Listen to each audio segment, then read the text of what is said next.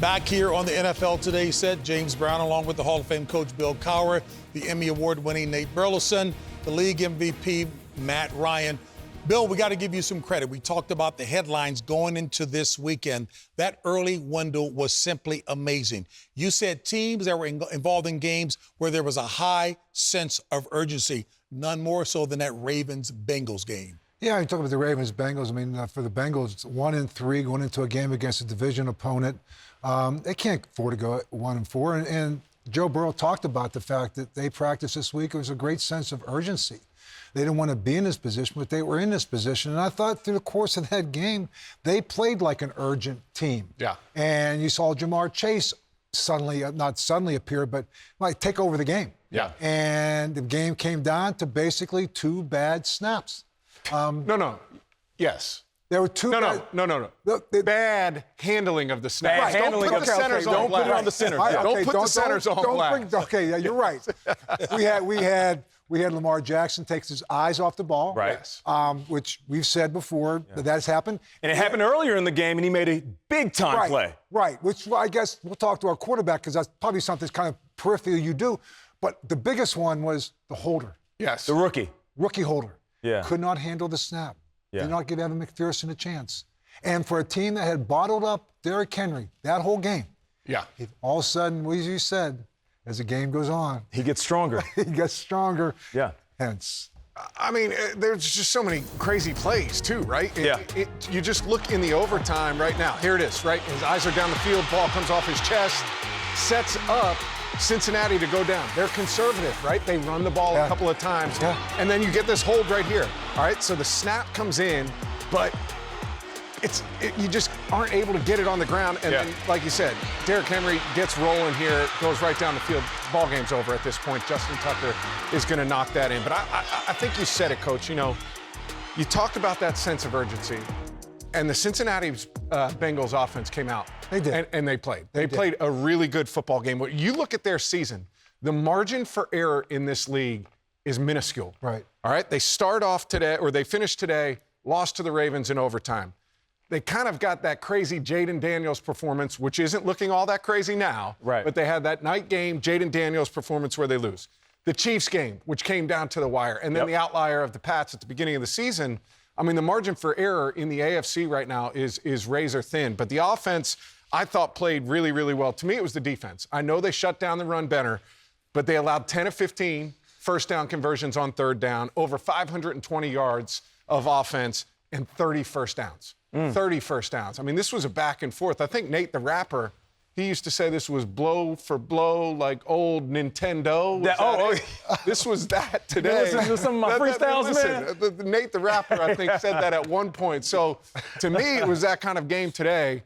But that's gut-wrenching if you're the Cincinnati Bengals to be sitting at 1-4 and having played some good football. Yeah, it was a heavyweight bout. And like we talked about, you got to swing first and not be on the defensive, but be on the offensive in a back-and-forth affair. And great job by the Baltimore Ravens having some composure. After Lamar dropped that snap, you see him on the sideline. He's hitting his helmet. He's talking to himself. But the team didn't give up. No. And then they put themselves in a position to win the game at the end. And Lamar was in MVP mode. And let's not leave him out of the conversation. Here he is. Yes, 3-time MVP. It could be. Here he hits Bateman in movement. Simple play action. Lost the ball. Easy to catch for Isaiah Likely.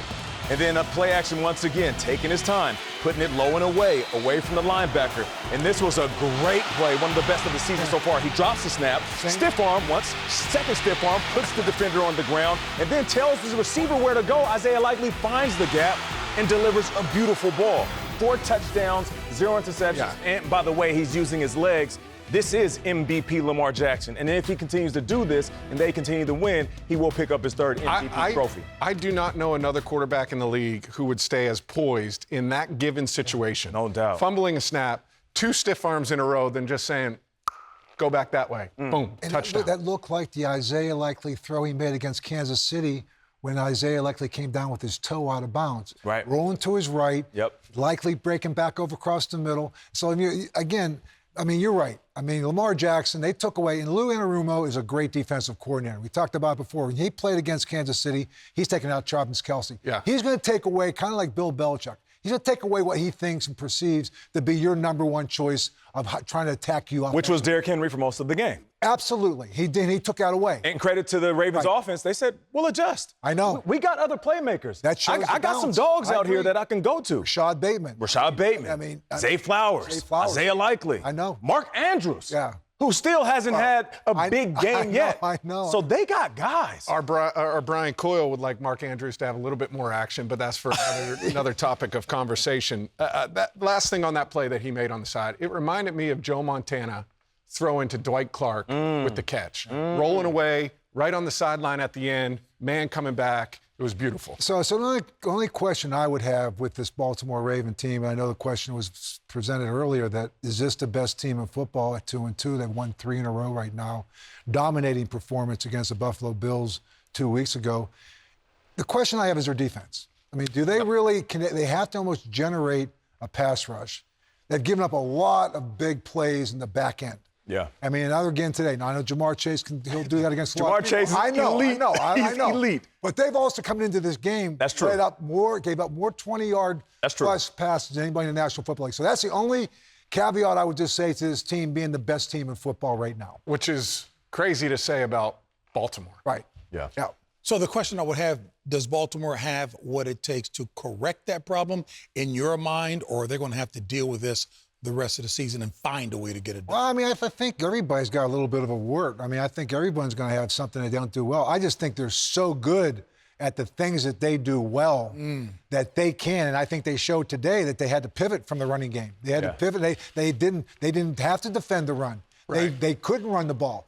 So they played that other game today. We watched it today. Now, you could say it's a game they probably should have lost, but it's a game they won. Yeah, no doubt. So they won a game doing something that's not who they are. Yep. Coach, I have heard you say about teams, the things you do well get you to the playoffs.